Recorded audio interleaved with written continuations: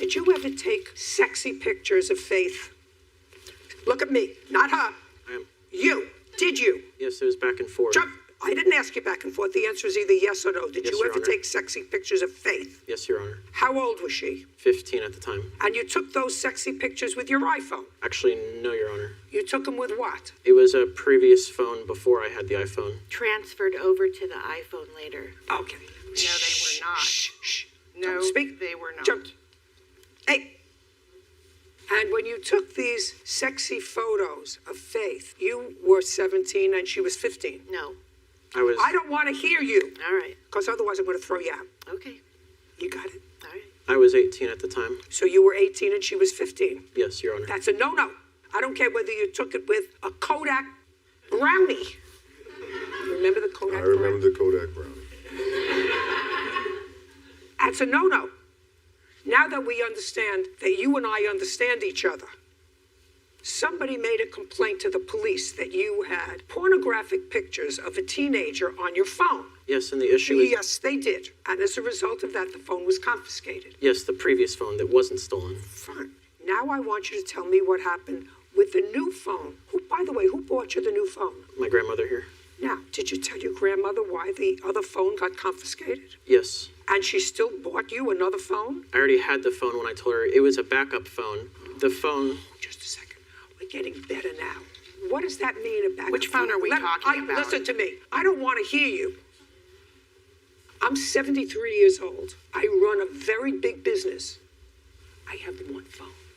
Now, Bird does very well. He not only runs this part of his life, he has a charity part of his life, he has a social part of his life. Do you have a backup phone? I do not. And your 18-year-old grandson just told me he had a backup phone. What? I'd just like to say that the phone with the sexy pictures on them, I had that phone over summer, and then she bought me a new phone, which was the iPhone, and I forgot all about the... So you had both phones? Yes, I had both Just phones. a second. So if you had both phones, listen, kid, the first thing that somebody does when they get a new iPhone is they transfer all their pictures. It wasn't That's the first thing that they do. It wasn't an iPhone. Listen, you had a kerfuffle with her about the phone. I want you to tell me about the kerfuffle that you had with her with the phone. That's part of the second lawsuit, which is her lawsuit against you for false arrest for stealing the iPhone. I'll take that one now, Bird. Sure. Everybody can stay in their own place. So you're suing for the iPhone. Now you're going to tell me what happened with the iPhone after the police confiscated the phone, because now you're no longer together. Well, I'm trying to say that I had the iPhone this entire time. The police took the previous phone, the Android, so I still had the iPhone. So over December, Faith was breaking up with me, and I met her in the car. You know, I was fine with it. You met her in what car? My car. You picked her up someplace in your car? Yes. Where did you pick her up? It was near her friend's house in Menifee. She was staying with her friend at the time. Okay, she got into your car and?